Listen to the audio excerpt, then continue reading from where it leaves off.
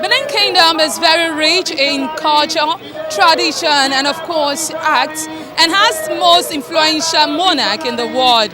With that, I say welcome to Heritage on ITV. I am your regular host, Oloije Ehigbai. And today on Heritage, we will be looking at the history, the lessons of a powerful woman in Benin Kingdom, and that is Emotan. So wherever you are, it is time for us to know more about this woman called Emotan. Good morning.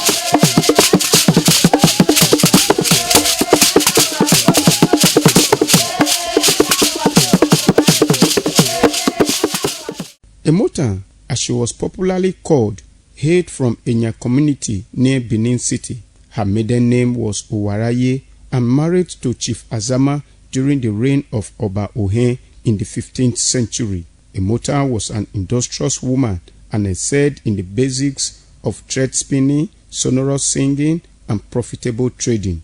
To her, cooking was a repugnant exercise which she relinquished to her mother before she got married to Chief Azama. The name Emotan came into existence as a result of her sluggishness in home activities, making her husband call her a mita, meaning weak person, which was later translated to Emotan, the name she became known with among the nobles. Emotan was a great woman and still a great woman in Benin history, and a great woman amongst all women in ancient Benin. When you talk of women or great women, ancient women, we can never forget Emotan as one of them. I think Idia, the mother of Obaesige, can only be compared as far as greatness is concerned with Emotan. But we look at Emotan because what he did may not have been so much expounded or great as that of Idia, a mother of Obaesige, going to war. But it did something extraordinary for Oba Ewari. Emotan was a wife to a chief in Ogbe. Arabe is the name. Waraye is the name of others. And when she was there, they said that she was sometimes sluggish, not strong enough. When the husband, I'm a chief now, and the day I go to palace, I think the woman that is preparing food must be very agile and make sure that by 8 o'clock I'm going to the palace. Otherwise, I can't be dressed in my usual attire and begin to wait for food.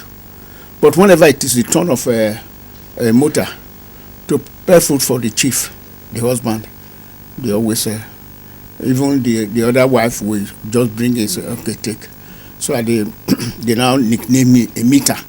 That's somebody who is sluggish in Benin. But the husband died and he had no child. She now packed away from the house. Normally, in a polygamous house in those days, when you have no issue, you have no, you can't stay in that house. Otherwise, they make you somehow a jester. So that Emotan was packed away. He had no other place to go than to go to the front of Oba Market and begin to sell her wares there. They said that he was selling this Maggi, and there's what we call a barrier in Benin that's made from ogi and other things, articles that she can sell. People were going there. She was even sleeping there. So it happened that some women, when they go to market, they will say, Iye, those bringing their children to market, small children, Iye, I beg you, let me look after the child for me until I buy something inside the urban market and come back. That thing began to make her famous. So that everybody, I mean, she had no child, but whenever it is daytime, you see children playing around her. So I to get 4 or 5 children taking care of me. If it will be nowadays, that's a daycare mother. Yes. So she became famous. Go on, Yamo money, go and give who's going to carry the child? So no, give it to Iye, give it to that woman. So she became famous.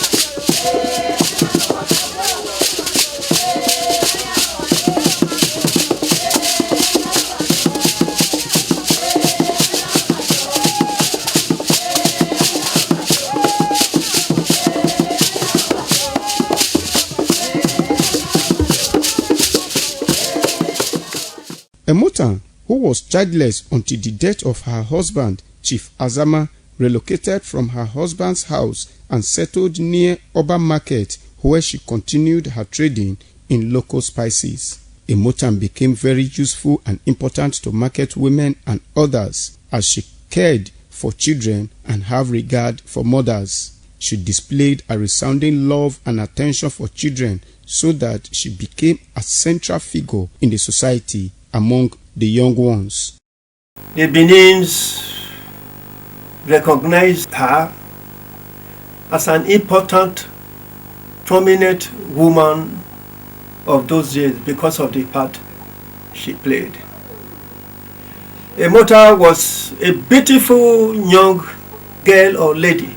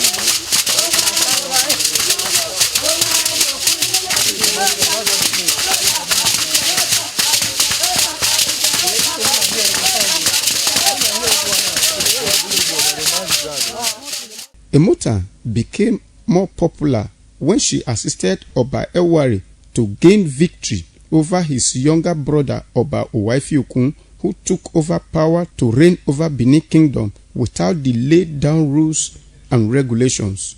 Emotan did not only hide Oba Ewari, she also informed him of his rightful place in Benin Kingdom, which she helped to recover, thereby straightening the history of Benin Kingdom. In about 1445 AD, during the reign of Oba Ewari, he remembered Emotan, who assisted him to reclaim his crown and gave an edict that brought Emotan's heroic deed into the tradition of Benin Kingdom. Oba Ewari ordered that the body be buried at Oba Market in the same spot where she used to trade. He planted a tree on the grave site, and he also proclaimed her as a deity to be worshipped as the mother of love and kindness. Something happened extraordinarily. All the chiefs that gave Oba Ohen native chalk Orwe, a wife, Ogun, started killing them. One by one, he became a person that is being looked for. So that during this process in Benin, when they were looking for him, he was almost got to be killed. Then he had himself at a motor's house in Noba's Market. Those people that were looking for him, they got to the motor and said, "We saw him running down this side. Where is he?" He said, "Well, no, he went through this side. I saw him." Oh my God. And he was inside, and he would have been caught, and he would have been killed. So they left. When he came out, he ran away and he entered the jungle he has been, and he remembered. And when he became a number, before he became a number, Emotan has died. And said that woman that helped me save my life must be remembered. He planted the tree on the grave of Emotan, and that tree was there. The tree is called Iruhe tree. It's a life tree. So that tree had been there for many years, and I think one of the trees was the one that fell by one European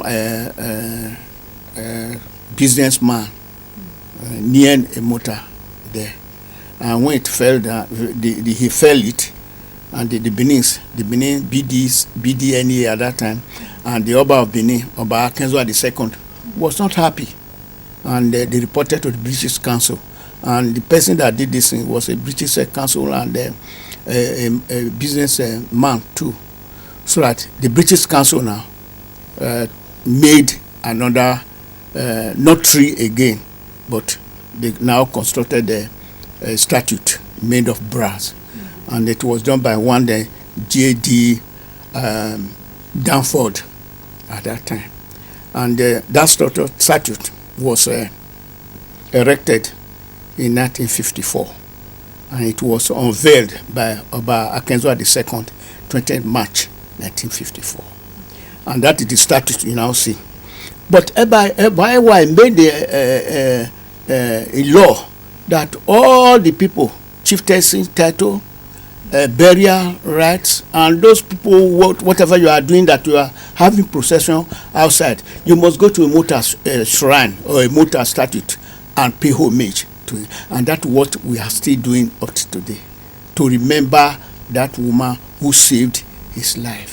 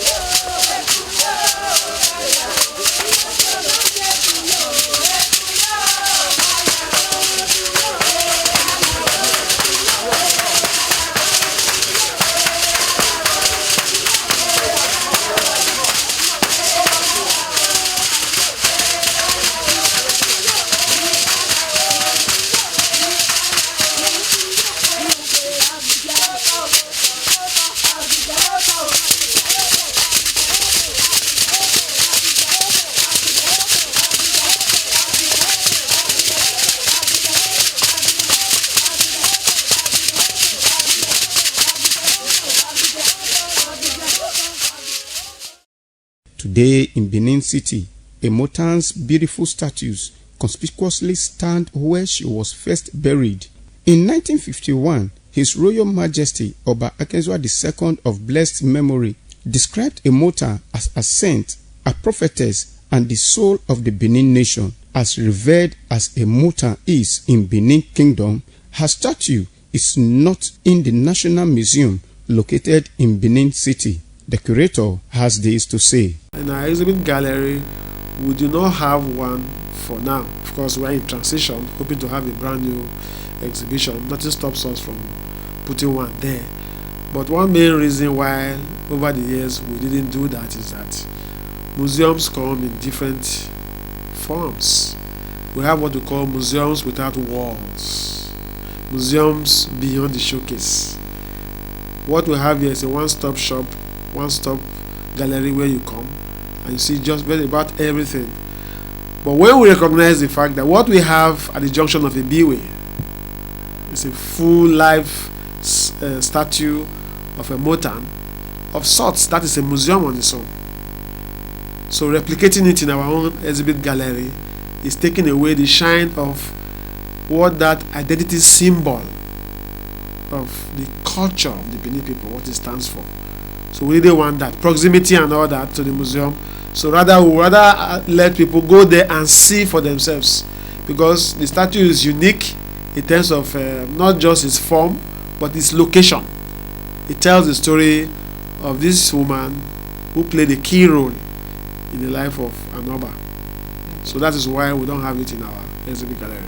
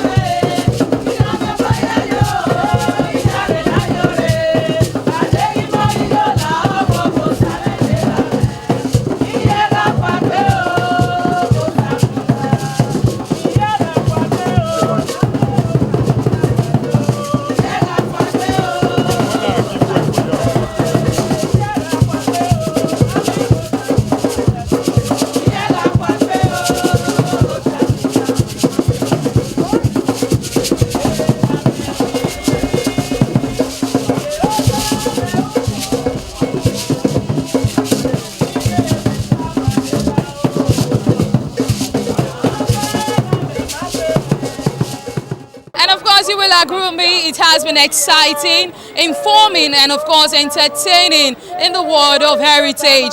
You must have learned something about the lesson of this great woman called Emotan. Till see you again next week for another exciting edition of your program, my program, Heritage. Bye for now.